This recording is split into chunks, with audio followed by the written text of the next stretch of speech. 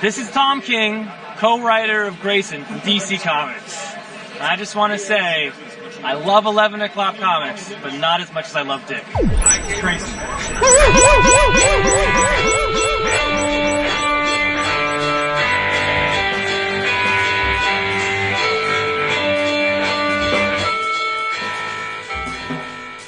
I'm so excited to learn who's going to win. Dude, it's just I couldn't wait for tonight. It's been a couple days, so I've just been jamming at the bit to get back to this. I can't believe that Vince has the audacity to wear the same cocktail dress to both nights of the awards. That's just I'm sorry. Scandalous. Well, if David didn't your panties, made it unstained. No, I was just saying if David didn't stain it. He's so messy sloppy. I mean, Dab was in Gucci on night one. He's in Tom Ford on night two. Oh, there you nice. go. Yeah. I try. I'm in Carhartt. Bring some Zanya tonight. Hey, everybody. It's 11 O'Clock Comics, episode 891. And I'm still giddy, Vince B. You are still giddy. I'm still thrilled to be here. I'm David A. Price. Indeed. And of course, I am still Amy Poehler and Tina Fey. Okay. Wait a minute. So you're picking two very funny females. My cosmic entity split into the two greatest awards co-hosts of our lifetime. Okay. I'll allow it, I guess. You suddenly got way more attractive, but okay. You're Jason Wood, everybody. Here again to fill your ear holes with the second part of the 11 O'Clockers for 2023. Yeah. Brought to you by CheapGraphicNovels.com. Yep. CheapGraphicNovels.com. Everything you need to know is in the name. If you're on the lookout for omnibus editions, who's not, right? Collected editions, trade paperbacks, OGNs, manga, all that stuff. Drastically reduced pricing on CheapGraphicNovels.com. Just compare. Go to Amazon, look up a book, note the price, go to CheapGraphicNovels.com. I will bet my bottom dollar that Cheap Graphic Novels beats Amazon prices by a lot. Here's what you're going to do. You're going to look around. You're going to find something to buy. You're going to order it. You are going to receive an email confirmation saying, thank you very much, smart person, for your order. You're going to reply to that email confirmation saying, if it wasn't for 11 O'Clock Comics, I would not know about this place. Max is going to wave the magic wand of savings, twirl it around briskly, touch you on the forehead, and you are going to get free shipping on your next order. That is a massive savings, people. Free shipping and drastically discounted books, shut up. Go to CheapGraphicNovels.com. I can't shut up. We have a show to do. Yes. Do it. Yeah. Well, again, just to commemorate this fine awards ceremony we do, I have beer. I have a lot of beer. This one... It's going to be a long winter. Yes, this one is called... It's from Goose Island, which is really good. Ooh, I like the Goose Island. This one is called Juicy Beer Hug. Hazy IPA. It is citrusy, hazy, and juicy. And it's, most importantly, 7.3% alcohol by volume. What are you drinking, Jason? Well, I went all the way over to France, Vince. Oh my goodness! Did you bring home a baguette? I brought home some spaghetti, though. No, they don't have spaghetti in France. I am drinking a lovely Pinot Noir, aptly called the Pinot Project 2020 vintage. Wow. You do like the Pinot Noir, don't you? Oh, for sure. You're going to be able to make it to the end, Vince. The stronger the better. I don't know, Dab. It's going to be a tight one. Will Smith's gonna come on the slap Vince later. Get your wife's name out my mouth. Whatever. That's right. Just How about you, Dad? What you drinking? After Muttley finishes, Listen, I enjoyed it with the first night we did this, so still with the Mictors. Nice. Mictors. Good job. Mictors week. There you go. It's amazing. Nice. Well, you know how the Oscars start off the night with Best Supporting Actor, Actress to get people hyped before they do all the key grips and stuff? Well, we're starting you off right tonight as well with one of the big ones. Go ahead, Vince. Or no, David. Sorry. Go ahead, David. Yep. I got the order. We have your breakout performers. And there's always been a lot of leeway with this category because it could be somebody, this was their rookie year, or it could be somebody who, was a 13-year overnight sensation and finally just did a book that had everybody talking. So, no real rules here, but your third place pick by the listeners was Dina Muhammad. Second place, which is, I was about to say, is baffling. Yeah, it's a little late. But not surprising when you see the first place. But in second place, we have our boy, Tony Fleece. Right. We won't name names. He won't know who you are. That didn't. So, but in first place is amazing. And this is where I'm going to say, the rules. This is why we're really lenient on this one. Kyle Starks. And I have absolutely no problem with that. It's a solid pick. You might hear his name a couple more times tonight, but my breakout performer was the artist of a miniseries that was published by Image, and the book was a lot of fun, energetic, and Sandy Jarrell's art had a lot to do with that. So that is my breakout performer of 2023. What miniseries was that? Scrapper. I'm sorry. Oh, right. Yeah, good choice. Good choice. Didn't read that. That's a very good-looking book. It really is. I believe Sandy Jarrell did the Batman 60 whatever comic, right? That was the first time I heard their name, I think. A year or two back. Yeah, there was also a Black Canary story from like 2016. So, I mean, they've been dabbling around comics for a while, but Scrapper I thought was just tailor-made for everybody involved, but it's a beautiful book. Yeah, I mean, I love our audience to death. They're a huge part of the community, but they always baffle me with this category. That's what I'm saying.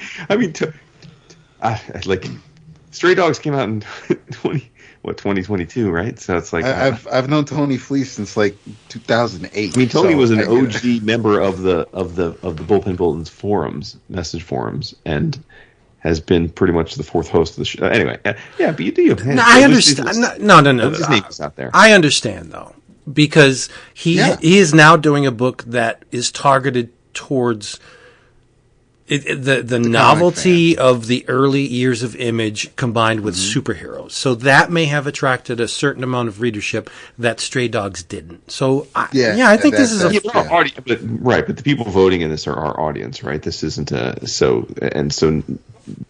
he's certainly heard us talk it's about, impossible for Tony to have.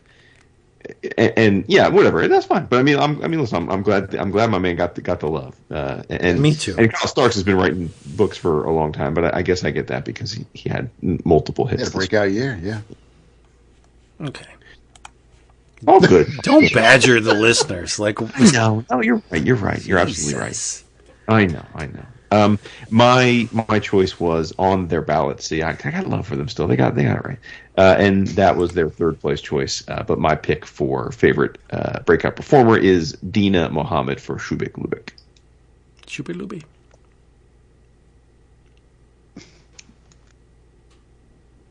Oh, it's my turn, isn't it? Yes, it is. Yes, I'm sorry. My breakout performer is keyed into my pick for favorite horror book, and it is Jenna Cha from The Sickness, coming out of Uncivilized Books. Previous to The Sickness, I didn't know who Jenna Cha was. I've never seen any of her art. And then this book comes across my field of vision, and it just turns my world upside down. Mm-hmm. And I think she is absolutely amazing. Jenna Cha. Yeah. Yeah, I respect it. Okay, up next is favorite single issue or one shot. And, obviously that's a category where Only got to pick one issue, so there's 60 different nominations. And in third place with 4% of the vote was the Hellboy Winter Special, The Yule Cat. In second place with 5% of the vote was Rare Flavors #1. Wow.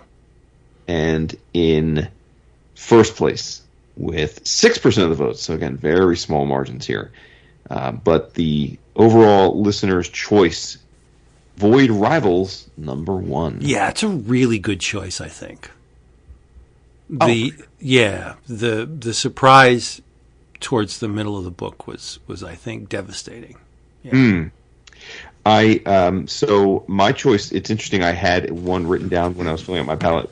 One of the first things I filled out was this issue, and then that was sitting there for like 2 weeks, and then I had this epiphany, and I thought, wait a minute, I almost forgot, and then I realized that the issue and switched it to the pick that made all the sense in the world once it all clicked in my head, and that is G.I. Joe: A Real American Hero #301 by Larry Hama and Chris Mooneyham. And the reason for that is twofold. One, because yes, of course I love the issue, but the reason it's the pick in this category specifically is that I think it is, as I've said, it's if it's not the best, it's one of the best renderings of G.I. Joe we've ever seen from Mooneyham's art, and that was just such a treat after many, many years of relatively lackluster G.I. Joe comic art.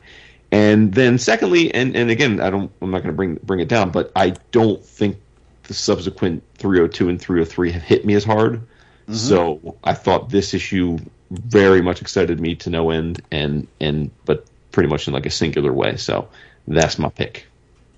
That's a good one. Very much a singular issue. Yeah. It's a very good one. Well, if Dap didn't vote for this, once he hears my favorite single issue one shot, he's going to probably wish he did. This may have slipped to your mind. I might be able to say the same thing to you, but okay. Well, we'll see. Mm-hmm. My favorite single issue one shot is Comics and Stories That Will Make You Blab from Dark Horse, edited by Monty Beauchamp with Noah Van Sciver, Ryan Heshka, Greg Clark, Giselle Porter, Sasha Velour, and a whole bunch of other people. It is the one single book that just made me notice it. I've been a fan of Blab for a long, long, long time. Digest form up to album-sized editions, now to this magazine-sized prestige format incarnation, and it's always satisfying. And Monty did not let us down this time around again. It's just a wonderful and very varied prose and comics and just plain weirdness from Monty and company, and I loved it. So, Comics and Stories That Will Make You Blab! Exclamation point. That is such an awesome pick. Yeah, it's a great issue. No, that is phenomenal. Yes, and oh man, I went with something that made me laugh, that I could consider an introduction to this person's work, and made me extremely happy that we got a couple more issues later on in the year. My favorite single issue, sadly, is not Blab, but it is Everything Sucks, All Cats Go to Hell by Michael Sweater. Good job, David. Good job. Thank you. Yeah. I can't turn my nose up at that. Michael Sweater's great. I didn't think so. Yeah. Good choice. Good choice. Mm-hmm. Yes, very good. All right, looks like I am up for favorite anthology comic. Wow, 40 different nominations. Crazy, right? It's a lot. It's a lot. If there's that many anthologies, I don't know how to do this tie thing. I only see one. Those two books are tied. That's all I was trying to indicate. Oh, okay. Well, people, we have a tie. Yes. In third place, which is really second place, right, tied for second, is Swan Songs with 7% of the vote. In second place, which is really third place, is Tombs with 7% of the vote. And in first place, this is just, I considered it, but I didn't think it would win. Very good anthology. Much better than I thought it would be. I thought it was going to be a complete cash grab, but no. The stories in this book are very, very well done. 13% of our listenership voted for Creepshow as their favorite anthology comic for 2023. I was legit surprised by that. That's a good choice. Yeah. Right, but I mean, generally speaking, the number one pick is not surprising because it's in some way something we either have talked about or our friends in Slack have talked about, right? But I feel like while we certainly did talk about Creepshow, you specifically, I didn't get the vibe that it was like the favorite of the anthology. No, it's surprisingly good. Yeah. Yeah. And you would think like Shudder tie-in, okay, it's just going to be this thing that occupies a space in the marketplace just to fulfill a need. But no, it's really well done. And surprisingly so. So good on the listeners with that. My favorite anthology came from Oni Press. And it's written and drawn by Jay Stevens. I went with Dwellings. I love this book. Yeah, that's a great pick. Yeah. Yeah, it's so weird because you're saying it, I'm like, oh, of course. I didn't think of it as an anthology, but it absolutely is. Yeah, for sure. Would have definitely considered it in this category had I thought of it. Well, actually, I mean, it's the version, the editions we're reading from Oni. Yes, they can be considered an anthology because we're getting to 2 issues. But if we were reading them as they were released originally by Jay, then they'd be single issues. Well, it's still an anthology that way too, but whatever. Sure. No, I guess. Yeah, yeah. It's an awesome book, really awesome. Yeah, just like well, Jason dropped the ball. Let's admit it. What do you mean? I love that book. I've talked about that book. What you got for this? Who's next? Next. What is your favorite anthology, David? My favorite anthology was a follow-up that I didn't think would really kind of compare or stay at the level of the first book by Mr. Matt King.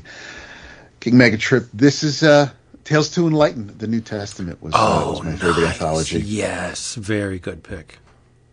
Thank you. That was in the running for me too. Sure. No, I mean, because we talked about it as book of the month. It's again. I mean, the first book, especially with the art by J.E.C., was phenomenal. But this one was just so batshit insane and crazy, and in all the great ways. It's good shit. If you based your pick on variety, diversity, volume, just everything like The Simpsons Treehouse of Horror Volume 2, then I can't see how Tales to Enlighten Volume 2 wouldn't win. It's just a beautiful mixed bag of debauchery, and it's wonderfully, lovingly, beautifully presented. So yeah, it's a great pick. And Matt did I can't imagine how maybe stressful, but so rewarding it was to pick these artists for the stories that he had them illustrate. Everything just worked. Artists are lazy motherfuckers. Can you imagine how hard it was to edit this book? Just to corral all these people to get their work in on time, must have been enormous. For sure. Yeah. Yep. And when Dap is right, he's right, because that was also my choice for favorite. Oh, it's a conspiracy. Why did High five. That's right. Over Vince's back. That's okay. Big shoulders. That's right. Mm-hmm. Look at David has the next category. You lucky dog. He's on a roll. I am right. This is a good one. Because this is your favorite new comic, the series that premiered in 2023. And from our listeners, we had 35 unique new series that they all voted for. And in third place, is The Sacrificers. Wow. I wish I didn't see that. It's a really good year when The Sacrificers is your third place. Seriously, because in front of that, in second place, as voted by the listeners, is Transformers by Daniel Warren Johnson. And more than meets the eye, you know. Hey. So they say. And seriously, in first place, again, it's kind of it's maybe an issue or two shy from our third place, so I can't really complain. And it did start off strong. But in first place, picked by the listeners, Birds of Prey. Mm-hmm. And it is an absolute stunning book. And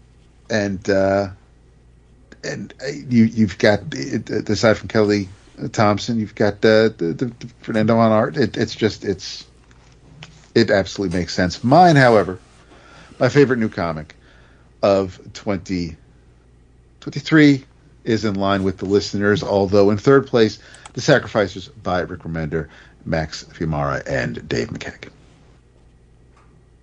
Dap and I are on a goddamn roll because my favorite new comic of the year, probably to not many people's surprise, is also The Sacrificers by Rick Remender and Max Fiumara. Good choice. Very good choice. But not the right choice. Sorry. It's his way of saying, sorry, we're not sweeping with you. No, not sweeping with you at all, because my favorite new comic was produced by Rob Williams and Pipar, Petrolhead. Again, you took your eye off the ball. No, I did not. Because that's not to say that it's not definitely going to score on something Exactly. next year. I love it when my boos have favorites. Yeah. Petrolhead is no, the only reason why it wasn't a favorite is because we only got 2 issues. Otherwise, it absolutely but could have been the one thing to unseat our what a 2 issues. That book is a bolt out of the blue. Like, where did this Pipar come from? Craziness. It is just so gorgeous. And Sounds like maybe he should have been your breakout performer. I don't know. yeah, I considered. No, I considered Mr. Parr's So did breakout. I did. So did I, Vince. But yeah. Well, where was I going with that? Oh, if you like beautifully drawn and designed sci-fi in a custom car culture, Big Daddy Roth vein, then you gotta get Petrolhead. It is just amazing. And he's not somebody who can just draw like mechanical equipment well and humans not so great, or the other way around. Everything is impeccable. No, I like the humans. Yeah. Absolutely, 100%. You know, strike me down. There's a Corbin vibe to the humans in this book. They're slightly exaggerated, slightly doughy, and eyes. It's just amazing. Yeah. But almost like a quietly mixed thrown in too. Yeah, but the mechs and the technology in this book is like ridiculous. Better mech yourself before you wreck yourself. You know what I'm saying? Oh boy. Yes, sir. Okay, up next is favorite writer artist does it all, meaning they write and draw the book. They do the whole shebang. This is always a ridiculously tough category because, let's be honest, a lot of our favorite comics tend to be created this way, a singular voice. And I will say that I don't know, gobsmacked is probably a little too strong, but I am legit surprised by the third place pick, only because it came this year, and that is in third place with 7% of the vote. Our audience's favorite writer artist was Mr. Eric Larson. No shame there. No shame, and you've picked Eric several times over the years. Yep. But the fact that you didn't really talk him up this year much because Savage Dragon didn't come out that often, I'm surprised he made the list this year. It's a problem. You know? He's been lax this year. Yes. Coming on the tail end of a big 100-page Savage Dragon that came out Wednesday. So fair enough. Yeah. Coming in second place with a rock solid 10% of the votes, Mr. Dan Clowes, who put out Monica this year, and in first place with a pretty impressive 27% of the votes, almost 1 out of every 3 of you voted this way, Mr. D-Dub, Daniel Warren Johnson. So, which I can't argue. I can't argue with any of those, although none were my pick. Same. My favorite writer artist this year was Mr. Juni Ba, because he gave me not only Mobilis, which we already talked about, but we got 2 graphic novels from him this year. We got Mobilis and The Unlikely Story of Felix and Macabre, which were both fantastic. And that was a lot of output, and I just love his visual technique. So that is on brand for you. Yes, indeed. Well, this year, or last year, my favorite writer artist, this man's work speaks to me in ways no other artist can achieve. It's honest, it's unvarnished, it's the truth, and it's Josh Baer. Yep. Already wrote it in. Well, you know me so well. Mm-hmm. Yeah. Another guest on the show this year. Yeah. Pastor. Such a dude. I love that that man. I really do. Wow. It's a bit stressful when you're trying to order things, but yeah, no, he's absolutely. Yeah, but whatever. I know. You get what you get. It's you gotta love art. He's completely consumed with art and drawing. Yes, he has yes. to create on a consistent, regular basis, and it's just amazing. Tunnel vision. He's always drawing. He's a canvas, and he's just gotta put something on it. It's insane. Dude's a maestro, but whatever. Yes, I would agree. Mine is listen. I do enjoy the man's art, and I definitely enjoy his writing. But when he does it both, and granted, he's working with someone, but my favorite writer artist, the one dude who wrote and drew what he was working on, Tony Fleece. My man. Aw, that was nice. No smoke blowing, because I look at everything that I read this year, and a lot of it was by at least duos, and I can't, so it wasn't. So funny. I was just thinking, like, almost everything I wanted to vote for was like by one. Yeah, right. I know. And aside from like, what else would I have on here? Like the Transformers. Like, there isn't much else that one person wrote and drew that I've read. It's dangerous to have a person on our show multiple times and be friendly with them and consider them family, and then they produce a piece of work and you're just like, oh, yeah, so how do I judge this? But in Tony's case, his work is superlative. Like, it speaks for itself. And disregarding the fact that he's family and appears on the show regularly, he did produce an amazing quality of work last year. Yeah. Mm-hmm. Yeah, he really did. Yeah, agreed. Well, looky here. Jason gives me favorite adventure comic. That's right, because you're so adventurous. I am. I take risks. He had to make up for the crime. Yeah, that's right. Listen, I gave into all the good ones. It's just crime happened. He had to take. Crime was like it was the one day of work he had to put in for his vacation time. Right. I do love crime comics when they're produced by Brubaker and Phillips.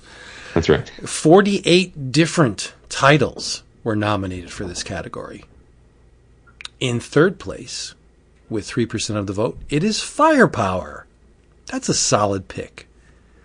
In second place, with 7% of the listenership, Once Upon a Time at the End of the World. And in first place, I love this pick, 13% of you went with Wes Craig's Kaya. Mm-hmm. All great picks. I think very, very good picks, but I didn't pick any of those. My choice for favorite adventure book: Alex Fearer, Fred C. Stressing, Mark Ellerby and company from Oni Press. I went with Rick and Morty. That is perfect. If you tallied every time I talked about Rick and Morty over the past year, I bet I talked about Rick and Morty more than any other book. Well, then when you're pretty, that's funny. Pretty almost every issue. That's kind of insane to me, to go from 0 to 60 on a book that I previously had disregarded.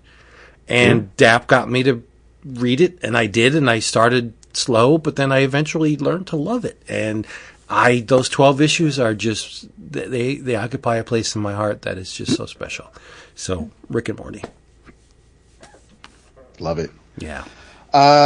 My pick was not anything the listeners chose as well, but pretty much once the band gets together and they're on their mission, it's nonstop action and adventure, and it is presented to you by Kelly Thompson, Leonardo Romero, and Jordi Belair, Birds of Prey from DC Comics. Oh, interesting. A lot of love for that book. Yeah, I mean, it makes sense. I just only think of it in superhero because but sure. It absolutely is an adventure book. Yeah, that's a nice little problem solved there, you sly dog. I also did not go with any of the audience's picks or either of yours, although they're both excellent. I went with a book which, once you hear it, you will be like, oh, that makes sense. I went with Parker Girls, written and drawn by Mr. Terry Moore. That is, in my opinion, his best work since Strangers in Paradise. And it's effectively another chapter into Strangers in Paradise, but focused on the sexier, more action-packed part, which is the Parker Girls, the group of beautiful, badass assassin agents and subterfuge agents that are around the world, and they are trying to take down a Elon Musk-esque billionaire who killed his wife, who happened to be a Parker Girl. It's phenomenal. We're showing some of the art. That's a good pick. It's on brand for sure. Absolutely. Yeah, no doubt. Yes. And it's nice to see some Terry Levin on here. Mm-hmm. Next is your favorite digital first or webcomic. I love this category. You do. You just could not stop talking. You were just like, dude, you cannot wait to hear this. Constant hemming and hawing. Settle down. Champin. 25 unique nominees. Canary was in third place. Pinocchio. That is the Snyder Pinocchio book, right? Yeah. Yes. The second place, shout out to Giselle, it is Pixie Tricks Comics. And I absolutely love seeing that. Because I think, like, for the first 8 years, I was going to say, yeah. Menage pretty much won just every webcomic. Yeah, and you weren't even getting a kickback on that. That was just you picking it. That was just me picking it. And in first place, and no complaints from me here, is Friday by Ed Brubaker, Marcos Martin, and Musta Vincente, and not Musta. It is a really fun and tense at times digital book published by, or at least online, by Panel Syndicate, and Image is publishing them as a collected edition after a few 5 or so chapters. So yeah, my pick as well as the listener's first place pick. Nice. Oh, so it's your pick as well. Yes. All right, fair enough. Okay, I went with something different. This is a book that was originally published through Substack, and that is Fish Flies by Jeff Lemire. Oh yes. Many of you have probably read it because they've started putting out in single issues. I think we got two single printed issues of it in 2023, but the majority of the series came out on his Substack in 2023, and it's a we were really letting talk about the show, but it's a story of a young, man and woman, and the man basically turns into effectively a grotesque fly creature, kind of like Brindlefly, and adventures ensue. But yeah, really really fun stuff, and it warmed my heart that I was able to get Jeff on the ballot this year, because it wouldn't feel right if I didn't have a Jeff Lemire comic or his own damn self on the ballot. That's pretty standard for me. It's true. You do vote for Lemire a lot. I do. Yeah. Well, like David's Pants Viper, I thought long and hard about this category. I deliberated endlessly as to what is my favorite digital first webcomic. And I ultimately came to the conclusion that it had to be Friday by Brubaker, Martin, and Musta. Must have been. Solid. Yeah. I love it when we're in sync. Yep. Had to do it. Totally. Had to do it. It's the only choice. Yeah. Well, for you people playing at home, I'll let you in on a little secret. Going into 11 o'clock, because I'm like, guys, tell me what to vote for this category, because I have no idea. I'm not a digital person. I'm sorry. I was just about to say, but you wait for the collected edition. So this, originally it was, But yes, I was trying to get you an out. You didn't have to. Yeah, but no, let's let them in on the secret. It's okay. Sure. Well, just as Vince is not a digital webcomic person, it is my pleasure to introduce you to the category where I probably have the most time. That is favorite cover artist. We had 48 different nominees, which is a heck of a lot. We joke because, as many of you probably know if you're current on the show, I just don't pay attention to comics these days. I rarely buy physical single issues, and not to be old man ranty, but comics long ago stopped telling a full story. I mean, right? They because of the way they're produced. So I just don't really think of covers very often. So when it's time to do our classicers each year, I generally have to go back and first just think, well, what covers do I remember? Like, can I remember what a cover looks like? And that kind of leads me down a path. But this year, it was just like last year. I picked Mark Brooks, and it's because I just vividly remembered all those painted covers he was doing for Immortal, which he was still doing this year as well. But similarly, once I really just kind of like thought through everything that I read, the covers that stand out to me among the things that I loved that I read this year, and my choice is Jorge Fornes, who got to do his own covers, which is a rarity these days, it seems like, for Danger Street. And I just think his covers, each cover was a totally different visual style. There was even one that was a cartoon cereal box cover featuring Darkseid. Just each one was very distinctive in its structure and layout and approach. And I very much appreciated that and remember them probably as a result. So Jorge Fornes, favorite cover artist. Nice. Well, I all of the picks from the listeners and probably both of you are wrong, because in this category, this guy is the Bowser. He is the boss at the end of the level that you have to beat to attain the title. And he did so many covers in 2023. Conan, Venom, Canary, Dark X-Men, Alice Never After, the Spawn Universe books, but it was his rendition of Red Sonja, a powerful, strong, beautiful version of the character that got me to take notice. My favorite cover artist of 2023 is the urban barbarian himself, Dan Panosian. That is awesome. Yeah. I thought you meant John Bowser from Shut Up, but it was Bowser from Mario. I know. Jesus. That is an absolute. Dan is a phenomenal beast, pick. man. Yeah. And were I to read Dynamite, I probably would have happily. We did a lot of other stuff. I know, like Canary. But you, the one, what? I gave you the list. He does a ton of Marvel comics. I know, I know. And Conan. Go ahead. Well, yeah, but of the few issues of Conan I have, I don't think I have any of.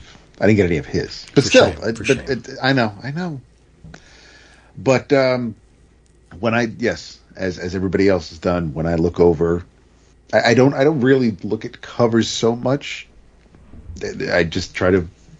If I have my pick, it's whatever one I kind of just groove to, or especially if the artist at the inside draws the cover. But in his case, he did for at least the books he drew, but he also drew a few other covers for DC. But my favorite cover artist for the year is Dan Mora. Batman Superman World's Finest, Action Comics covers, Dark Knights of Steel before that wrapped up. The Shazam covers are neat, but I really like the World's Finest covers because they evoke that era that they do tell a story. Yeah. Yep. By the way, you would think this is my first rodeo. In my excitement to talk about Jorge Fornes, I realized I didn't give the listeners choices. So before Vince gives up to our next category, let me quickly run through that. In third place was Greg Smallwood for Human Target, no doubt, with 6% of the vote. In second place, the audience chose Jorge Fornes, who was my choice. And then the listener's top choice for cover artist, and probably not surprising, even though it wasn't any of our pick, Mr. Alex Ross with 11%. It was always in the hunt, I think. There's a subset of comic fans that are always going to adore Alex Ross covers, which is why Alex Ross does covers every year. Yeah. Right? I'm not reading the book, but his Fantastic Four covers are very good. They are memorable, that is true. Yes. Yeah. Well, in this instance, I'm very glad that Jason bestowed upon me the favorite superhero comic category. Who's your daddy? I've taken care of you this award season. I'm very pleased because I am so giddy to tell you my favorite superhero comic. First, tell the audience. 36 very different titles were voted upon in this category. In third place, with 8% of the vote, it went to Nightwing, a very popular book. The silver medal in second place, 9% of you voted for Local Man. And it's really no surprise that the top honor, 18% of the listenership voted for Batman Superman, World's Finest, in the top category. Yeah, not a surprise. That was the darling of the year, I feel like, in terms of superhero books. Yes. Yeah. My favorite superhero book of 2023, hands down, zero smoke blown up this man's ass, was Tony Fleece, Tim Seeley, and Brian Reber for Local Man. Nice. I loved Wolverine. I thought it was a great run by Mr. Percy. It pales in comparison to Local Man. Mm-hmm. Yes. Good job, Tony. I would agree with that. Yes. And Tim. And one without the other. The listeners are spot on. Mark Waid, Dan Mora, Tamara Bonvillain, and the occasional fill-in, whether it's Lana or Travis. There's just it's super fun superhero comics. Batman Superman World's Finest was my absolute favorite superhero comic of the year. Not a surprise. Not a surprise at all. Yeah. Yes. And as you know, Dap, I got caught up a week ago and told you yes. about this book. It's amazing. Although it was not my choice. In this case, as I mentioned in our also rans, I said at the time, one of my also rans was Birds of Prey, and I said because as much as I loved it, there is one superhero book for me that stood above them all in no uncertain terms. Probably the easiest pick I've ever had in this category, and that is the same pick as Vince, and that is Local Man. Again, no smoke up the ass. Nice. I just think it's so wonderfully executed and so different. It's so hard to be different in the superhero genre, and they're pulling it off, but also so smartly giving us that nostalgia for a time that we were all very fond of. So it's a very expertly crafted book by both of them, and an easy choice. Nice. High five behind David's Hunchback. Man, you gotta get back. I mean, it's fine. We could have swept, but I know you went with your heart, and that's okay. Yeah, I don't think Tony would find fault with your choice. That's true. Look at David's up. He's up for one of the big ones, too. This is your favorite original graphic novel of 2023. There were 31 unique graphic novels thrown at us, and the top three settled with Where the Body Was in third place, Night Fever in second place, and in first place, Monica by Dan Clowes. And I haven't read it yet, but judging based on what everybody else has been saying who have read it, I am not surprised at all. However, mine was one of my surprise favorites because I didn't think it was going to really match the first, but after I read it and then reread it for our book of the month and had time to just let it sit, I really appreciated how the story was continuing and the characters were growing. My favorite OGN for 2023, Clementine Book 2 by Tilly Walden and Cliff Rathburn. Nice. Good job, Dave. Oh, there you go. Yeah, respect. I thought you were going to say Night Fever, honestly, because like the way you were talking, I'm like, oh, okay, he's going to say Night Fever. But no, that's great. Clementine Book 2, respect. Thank you. Yeah, for sure. I went with something different from any of the audience's picks or Dap's pick. I went with a book that I'm pretty sure neither of my boos have read, but very much hit me hard this year. I think it's just left a hell of a mark, and that's The Talk by Darren Bell. For those that don't recall, Darren is he's a Pulitzer Prize. He's the only Black American Pulitzer Prize winner in this category of editorial cartooning.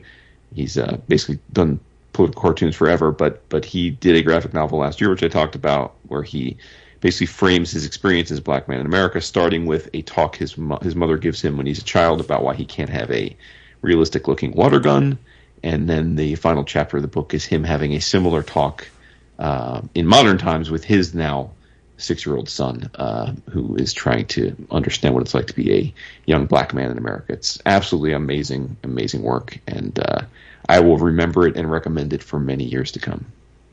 Nice. I like Darren. I like his comic strips, and I like his political cartoons. But he reminds me, a lot of his line reminds me of Burke Breathed from Blue Planet. Definitely. I would imagine he was probably inspired in some way. For sure. Yeah. Cool. I know we're not supposed to do this, but I'm going to give you my list of runners up for this Taking category. the rule, dude. I know, but that's what I do. So I much too for the Also Rants episode. But I was going to say, because I have about 42 different books that could have been my choice. Well, I told you can launch into that at the end of this if you wanted to. No, we're good. I considered Clementine Book 2 in this category. I also considered Where the Black Stars Rise. Tales to Enlighten the New Testament was almost there, but the one that came closest to getting the nom for me was Dying Star. That was your pick. No, Yeah. I absolutely adore that book. But there was one book that totally overshadowed everything this year for me. Mm-hmm. It's from Uncivilized Books, Josh Bayer's Unended. Okay, yeah, that was. I thought it was that. It was one of those two. Yep. Yeah. Awesome book. Incredible book. Yeah. So honest and just like it's a very brave book because he's giving the reader insight into whether it's true or not, and that's inconsequential when you read the book because as far as the narrative is concerned, it is all true. It's giving the reader a look into his life and his thought processes and his evolution. It's just a great friggin' book. It's wonderful. It really is. Yeah. You're not wrong. Great pick. All right on. So I am up with favorite ongoing series. And there were 44 different series nominated. In third place with 7% of the vote is Saga, which made its triumphant return in 2023. In second place, I believe this is like the third year running that this book has been on this listeners' choices, Immortal X-Men with 8%. Oh, that's good. Yeah. Yes. And then it's interesting that all three of these favorite ongoing series picks were superhero books. Or I guess Saga's not really a superhero book. And in first place, the choice with 11% of the vote, Batman, Superman, World's Finest. So Crazy. Definitely quite the year for Mr. Mark Waid and Dan Mora. But I think all three of those books are excellent. So I'm not really surprised to see it fall out that way. And yes, for me, this was it was a tough choice. There were a couple that were really going back and forth, but ultimately I felt right in settling with Saga, which again I would argue one of the best books of the last decade. And we had a really long hiatus, and it came back this year with 6 issues, basically a full arc. And it was just as good as it's always been, although I feel like nobody talks about it anymore. So I wanted to make sure I sang its praises as it did back in June when the arc was going on. But it's to me, just impeccable, perfect comics continues to be. So Yeah. Saga. Can't fault you for that. It's a good book. Mm-hmm. My favorite ongoing series, if you're paying attention and you take notes every time we do these 11 o'clockers things, I'm guessing this has been my pick for a number of years running. Sophie Campbell, Kevin Eastman, Vincenzo Federici, Gavin Smith, Rhonda Pattison and company, Teenage Mutant Ninja Turtles. Yep. Last year you can pick it. I didn't? What did I pick last year? No, last year this is you the last year you can pick it. Oh, At right. least with this team. Yeah. Well, yes. Unfortunately. But it is just a great book. Mm-hmm. Consistently high quality every month. Yep. No lies. My favorite ongoing series was one that not only did we get the first arc, we got, you might call it an annual, I call it the gold. It is Local Man for my favorite ongoing series. Oh, that's great. Good job. Tony, please. Yes. Tim Seeley. Good. Okay. Oh, I love it. See, there you go. There you go. Yeah, no bullshit. Tony, he's so good. As is Tim. As is Tim. Good job, And Tony. don't forget Tim. Yeah. Have you met my friend Tim? Yeah. Okay. Thank you. It is a full true collaboration between the two. It is. It is. But yeah. And this is one of the reasons why I am glad. I know sometimes it gets frustrating to figure out where things are going to fall with your picks. Is this an OGN? Is it going to be able to put it somewhere else in anthology? But it's, this would have easily been the superhero comic pick had there not been an ongoing series selection. Yeah, for sure. No, I get that. Yeah, absolutely. Nice job. All right, the big two, Vince. Yeah, it's up to me to tell you Don't. the creator of the year. Cue the fanfare. 43 different people were picked for this category. In third place, Dan Klaus, 7%. In second place, with 8%, Mr. Tom King.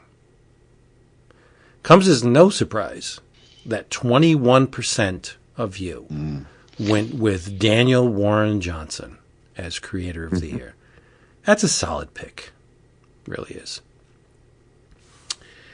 It's not my pick, because my pick for creator of the year, I hope you're sitting down, boys, because I went with Josh Baer for Unended. Oh, man. That's 3 Vince trophies Josh took home tonight for those counts. Yes. Or 4 if you count the book itself. So There you go. Wow. Yeah. Nothing more needs to be said.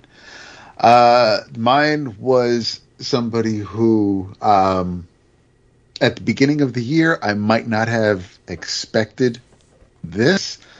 But as once the year started and we got a couple of miniseries and just a lot of fun and excitement, and it doesn't matter whether it's comedy or horror or just even actual big two superheroes. Creator of the year for me, writer of Where Monsters Lie, I Hate This Place, Marvel Unleashed, Peacemaker Tries Hard, Kyle Starks. nice. Very, very good choice. Very similar to why I went with him for writer. Yeah. When you were leading up to it, though, I was like, is this mofo stealing from my sheet over here? Is he about to pick my pick? And you didn't. I mean, I love your pick, so I'm not. But I thought you were going to actually pick my same choice. I have almost always gone with a writer artist in this category. Just when I think about creator, but this year I veered from that. Thanks to things like Nemesis Reloaded, The Magic Order 4, Nightclub, The Ambassadors, Big Game. Listen, it's no secret this was a year where I struggled with the superhero comic. And for me, when I look back on 2023, there wasn't a month that this gentleman wasn't part of a creative team that was giving me bombastic, just fun, action-based comics, many of which were superhero, but some not. And that's Mark Miller. I mean, I can't remember a time when a writer put out 5 different limited series in a year that I thought were all super fun. And so for me, Mark Miller, you're my creator of the year, dog. Yeah. There's no shame in that. I think it's a wonderful choice. God, no. Yeah. Yeah, it was absolutely based on what he wrote, what I've read this year. Yeah, I was surprised because I was like thinking about it, and then I thought, no, I think that's my pick, and I kept thinking, I'm like, no, I think that's it. I'm like, especially if I say I'd never expected it at the beginning of the year that this is how it end up. But yeah, I thought that's where you were going to go. So like, wait, he was. He was in the running along with Bruce Baker. I mean, yeah, no, it was. He was a contender. All right. You had to take notice to Mark Miller in 2023. Oh, sure. He was there month in, month out with great series, just really fun series. With creative teams that are like top tier, really big names. And I've never been a regular reader of Mark Miller's works. I think I've read everything he put out in 2023. Yeah. Saying something. All right. The big enchilada dap. Your comic of the year. Wait, you gave it to him?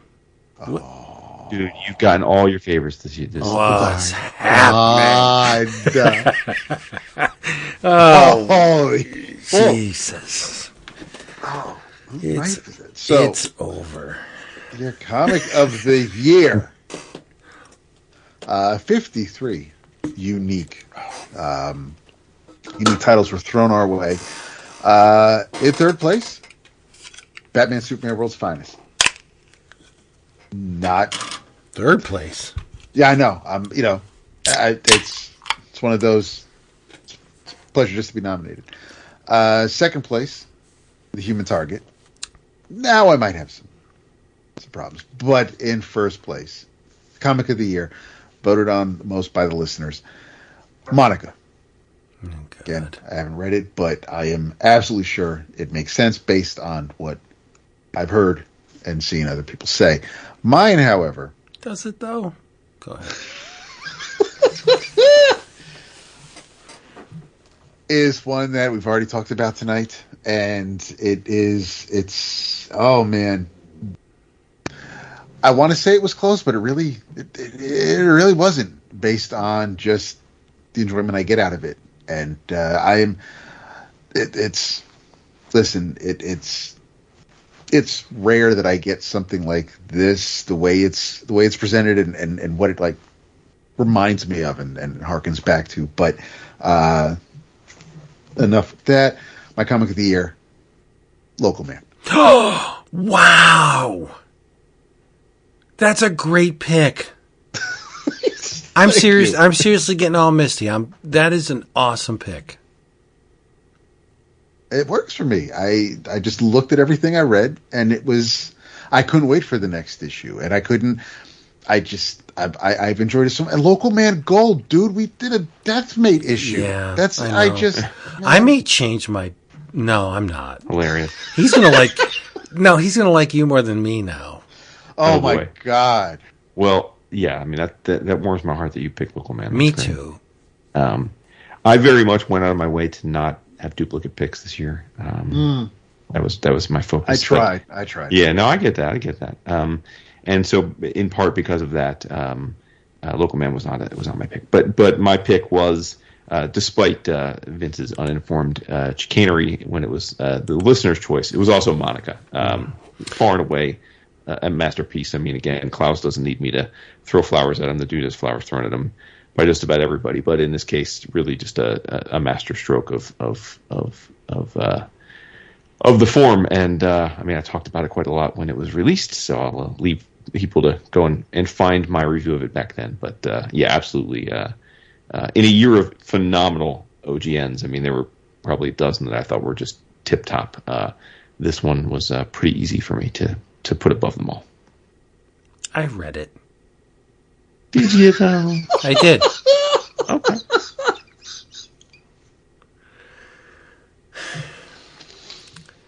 Well, my comic of the year.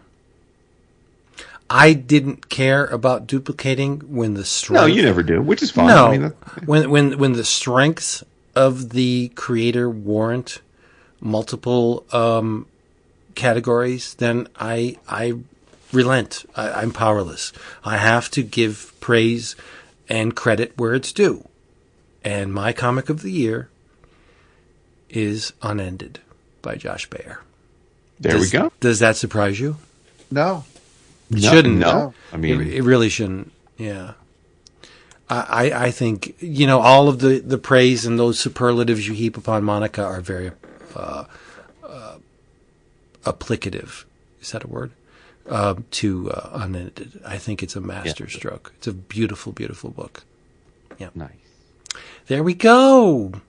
So there you have it. That's a wrap. The 2023 is a wrap. It's sad to see another year go. All Hopefully the country will be in a position where we can actually have Lemmerkloskers for 2024. Let's not go out on a line. I'm just saying. All right, what I need you to do, Dap, is pick a number between 1 and 134. Wow. Okay. 72. 72. That's a strange number. Why'd you pick that? Ain't that something? The winner, I should have announced what this was for. That number was too quick. from the list of voters, because as we said, anyone that had submitted a full ballot was eligible to win a gift certificate to our good friends at Cheap Graphic Novels.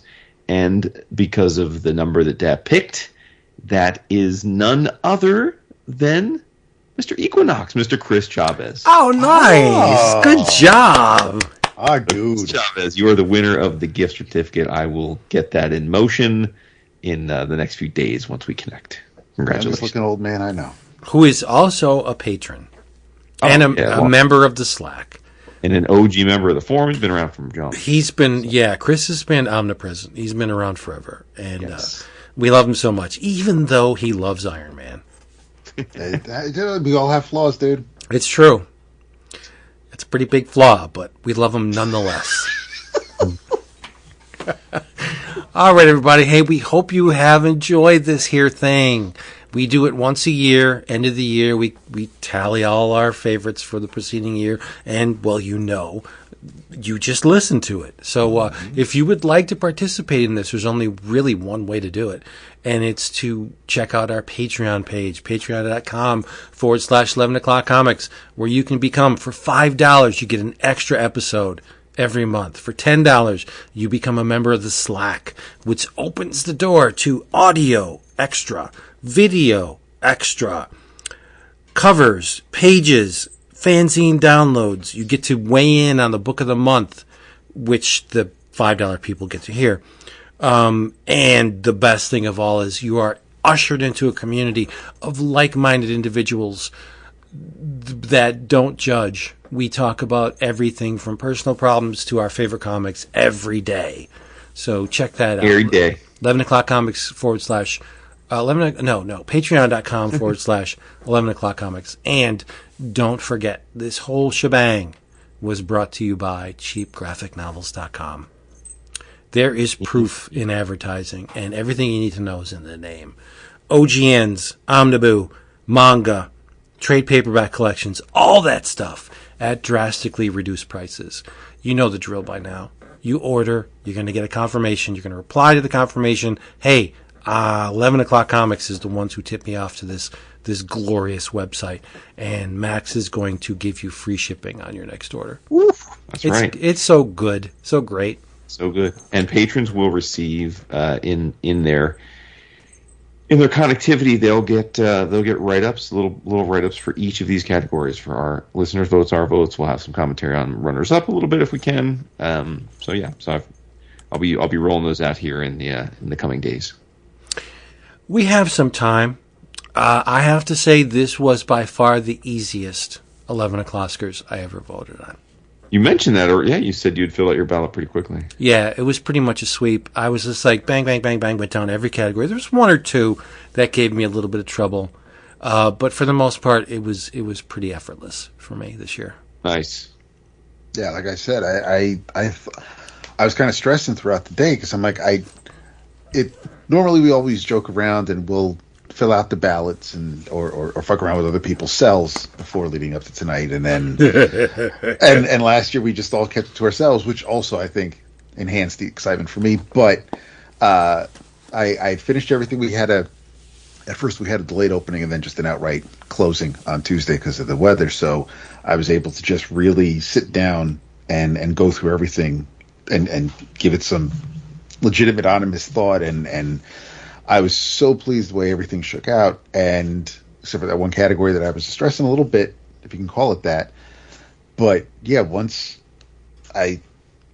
knowing it was done, I've never been this so far ahead before showtime, and it just threw me for a loop. Nice. I think I had my votes in 2 weeks before you guys. Oh, you guys, sure. Yeah, absolutely, because Yeah. you're like, you guys done yet? You ready? Yeah. We should do it now. Maybe next year won't be the same. Who knows? We'll see how everything pans out. It's looking like it's going to be a good year. There's a lot of books that have been announced that are really intriguing. So we'll see how 2024 pans out. I'll probably just put Right on. Petrolhead or wherever it applies. Yeah, next year is probably going to be Midnight Show, Petrolhead. And then collected edition, Midnight Show. Yeah. Or if they put another Corbin book out, which they will, We still didn't get Den 2 and 3. I was going to say, yeah, I figure we'll get at least another Den. So hopefully, too, because, I mean, I paid Right, for well, I it. don't know how frequently they're putting them out. I'm saying. Yeah. I miss Richard Corbin. It's such a huge loss. Yeah. Yep. Well, not to go on a downer, but we hope you enjoyed this shindig. We'll be back next week talking about books of all different kinds. So we hope you join us. No, we'll be back in a couple days. Well, I know, but we call it next week. Jason already has his list preloaded. He's reading like a mother. Yeah, it's true.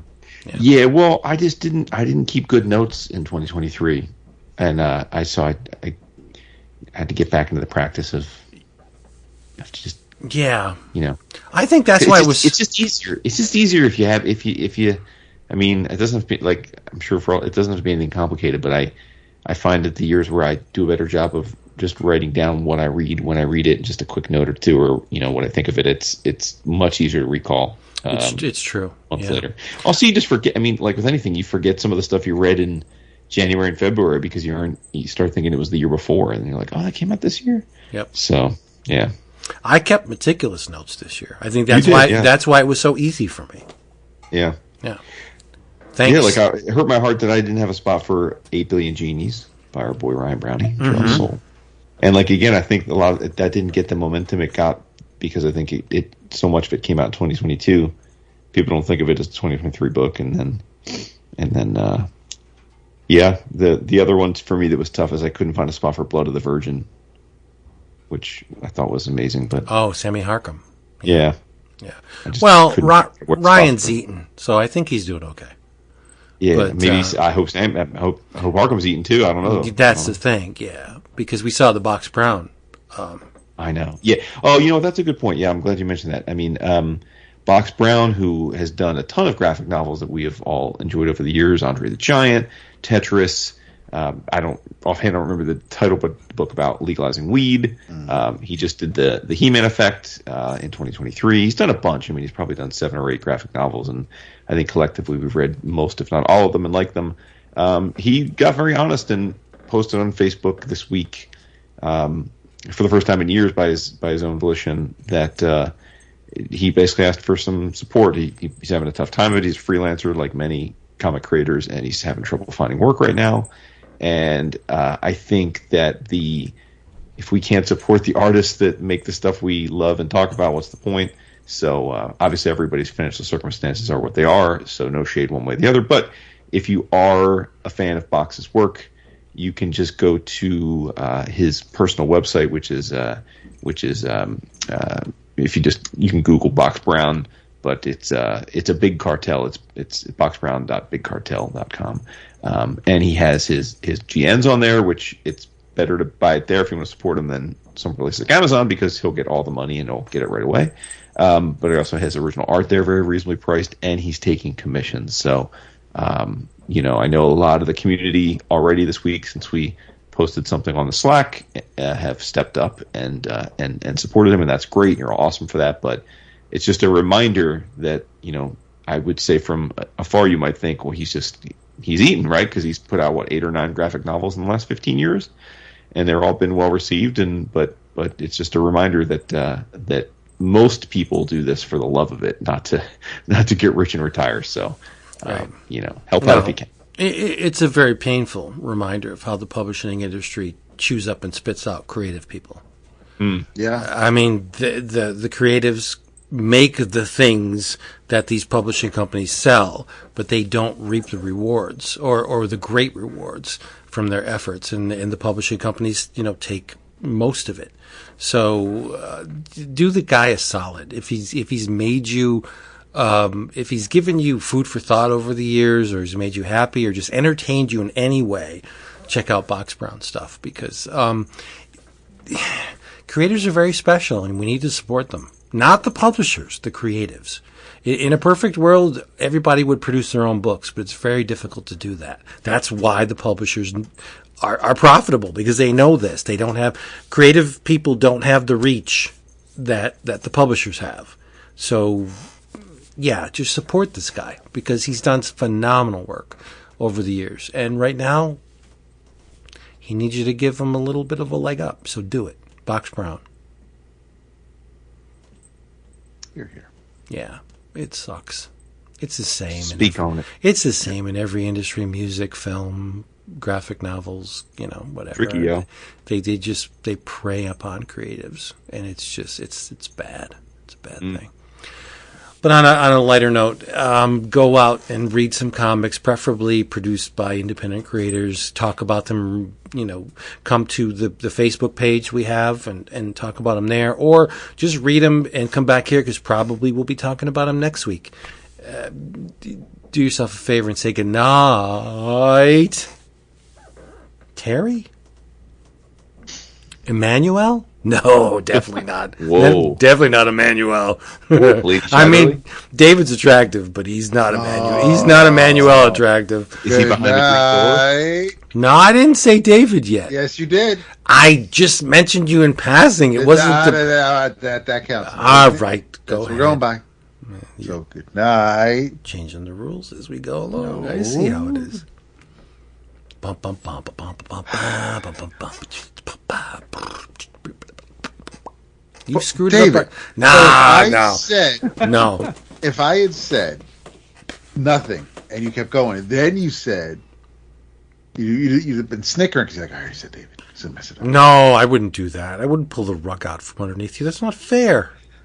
But it is chaotic. Which is the way you should live. What you love. Yes. Mm-hmm.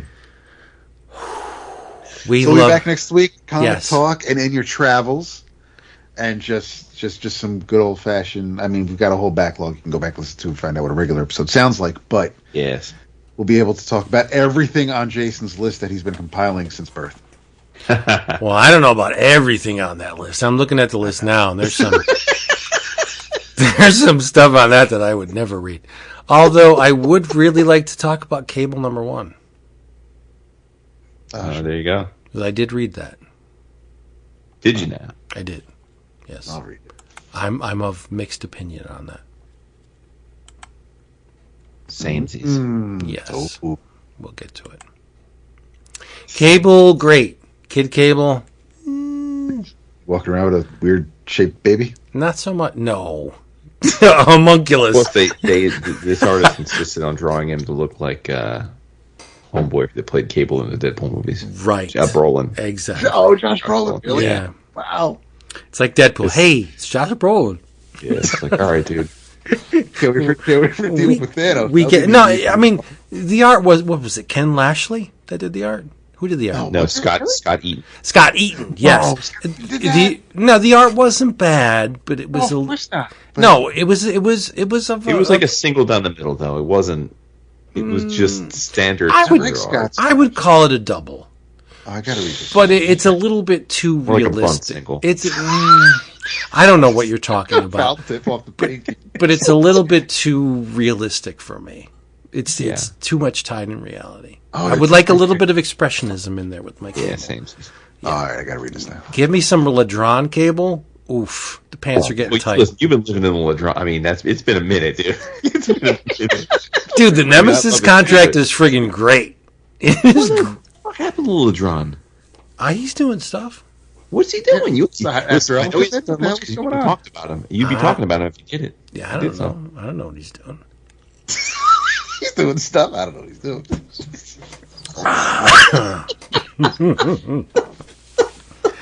Yeah, is he still with us? Is he on this earthly plane? No, he's still. Yeah, he's good. He's good. He was doing the dynamite stuff, the Sheena Queen of the Jungle, right? Wasn't he doing that? Wasn't that Ladron? No, that was Moritat. I'm sorry. Yes, that was Moritat. Yeah. Yeah, I don't know what Ladron's doing. I don't care because he's great. No one said he wasn't great. Is that his last credit was 2012? No, no. Elephant been wrapped up since then. What are you talking about? Is that the pinnacle of Ladron, the Nemesis contract, the Cable stuff?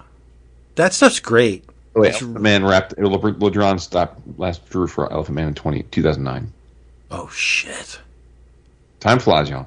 We need to find out what's up with Ladron. Yeah, the last link he drew, at least according to this, is All-Star Western, Volume 3, numbers 4 through 10 in 2012. You're going to get some of that All-Star Western magic with Jimmy Palmiotti working on the Gunslinger Spawn. Oh, yes. Yeah. Yeah. I think 2024 may... Stop laughing. I think 2024 may be the year of the Spawn. It might be. I doubt it, but there's I'm not counting on it. there's a chance, yeah. I mean, with 10 books, at least 2 of them have to click. Do they? He's got 10... He's got... I mean, listen, talk about a guy who's eating. My man is eating. I mean, it's all good. Todd has... Oh, shit. Todd has... Todd has 10... You got your figures out? He's got 10 Spawn books in the chamber. Like, what? Nah. Someone needs to pull... Ledron did the final Inkle in 2014. Yes, that's right. Someone needs to pull on Todd's shirt and say, my man, nobody cares about Spawn as much as you do. 10 books are too much. But he doesn't care. And I kind of love him for that. I really do. Because he's producing books that cardstock covers, you get what you want every month from Todd on a consistent basis, and he always charges $2.99 an issue. How could you dislike that? That's admirable in this marketplace. But he has the bank account to do it. Mm-hmm. So, all right. Thank you for being here, everybody. We hope you've enjoyed this alcohol-fueled take on the 11 O'Clockers for 2023. We come back next month. What? Next week. And we'll be doing totally different. We'll talk about books of which you never expected us to talk. Yeah. And we also will be recording in 2 weeks our first Behind the Patreon Wall bonus episode, which will be a Book of the Month. Yes, all the Book of the Month episodes will now be behind the Patreon wall. We don't like to do it, but... Some people have asked Vince how they will mechanistically get access to the episodes. So you want to walk people through that memaybe aren't already on the... Oh, yeah. You'll be able to download them directly in the Patreon, in the Slack. If you're on the Patreon feed too, right? You'll be able to get them on the they'll be available on the Patreon feed. They'll also be available in the Slack. Don't worry about it. We have you covered. Yep. And will they? I know that will they be able to do an RSS feed or no? No. Okay. No, they might be able to. I think Equinox, maybe one or two other dudes might have an RSS through to the Patreon. Okay. Yeah. Whatever. No. Well, that's convenient for people to put in their catcher. That way they get all the steps. Or you could just click on a link like a normal human being. Well, no, because a lot of people, myself included, they don't like the site enough to not even have the email notifications. It's not even that. You if you're walking around with your phone, if it's in your podcatcher, you can listen to it, and your phone can do lots of other things. If you're trying to play it off of a website, you pretty much have to have that website browser open. And, I don't know about any of that. It's fine. If there is a Patreon, there is a already pre-made RSS feed. It'll be linked to the episode articles, and you can take that RSS feed and add it to your podcatcher, and it will, as long as you're a active patron at the level that you need to be, which is $5 or higher, you will have access to the RSS feed and all the episodes. Somebody's going to have to show me how to do that. I'm saying, it's automatic. It's automatic. Oh, it is? Yes. Oh, even better. Yes. Nice. Yes. Yep. Thank you for being magic of the internets. Thank you for being here with us. Come back next time. We'll be talking about comics, new comics. Faux comics. Tell them you love them so much. Oh, definitely, especially on awards week. Yes. Sheet. Good job, Tony. Stop playing. Tony just bringing home gold. Just for statues. Real. I love him so much. Statues over here. Why though? Why do I Why love love him? him? Yeah, why do I love him? I don't like people, but I love Tony. You say you don't like people, but it's like such a facade. I You think love it people. is. I think it is. Yeah. Like you don't like a lot of people, but so say we Mm-hmm. all. But the people you do like, though, you love go them. you go hard for. Yeah. I can list them. Nah, because then if someone's not mentioned and they're still listening, they're gonna hurt. Their hearts are gonna hurt. I have a soft spot for all the people on the Slack. Even people I don't agree with, Well, okay. I do. Like I love them Well, all. that's great. I'm glad to hear it. They feel like family to me. That's for sure. Yeah. We should end it. Let's end it. The episode, I mean. Good. Very clean it up. I didn't think you meant the podcast. No, never. Again, I'll be the one shutting the lights off at the end. Yeah, okay. It's true. It's going to be hilarious. We're elderly and we can't remember shit. We're trying to remember. Dude, I was thinking about this. If you, because all of the episodes are available on the feed. If you go back and listen to the show from episode 1 to episode 891, you get an amazing insight into our lives. Like, this has been our lives for like 15 years. Yep. Yeah. It's a body of work that I think is, I'm going to be honest, I think is unsurpassed in terms of comic fandom. I think it's. I mean, listen, I'm certainly very proud of our collective efforts in this regard. I mean, as we talked about with a few of our anniversary episodes, you start adding up the hours of content we put out. I mean, and I know it's not apples to apples, but it's many times over things like Saturday Night Live, which is ridiculous. Yeah. Like and it's not. We've spoken more to the audience, albeit obviously a much smaller niche audience, but created more content than something like Saturday Night Live is pretty hard to fathom. Yeah. So, but the thing is, it's effortless. It doesn't really take us a whole lot to do this. or Saturday Night Live is not effortless. They have to put a No. lot of work in it. Yeah, and in some cases they fall on their faces, which I hope we haven't, but I'm sure we have at some point. Of course we have. Yeah, but for the most part, we hope you. I guess what we're saying is we hope you enjoy this and come back next time because we're going to keep doing it. We Crank don't it know. up.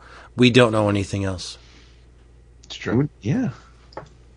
That's And right. if we didn't have this as an outlet, our spouses would kill us. Well, I think that would be a mercy.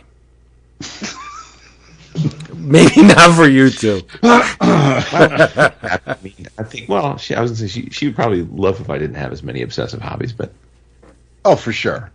but she loves you too, Shmuel. So I think she would. You'd be the last thing she wanted to see me give up. I guess that really impacted her that one night. Is it really an impact? No. It's like a bee sting. You get stung once, not so much.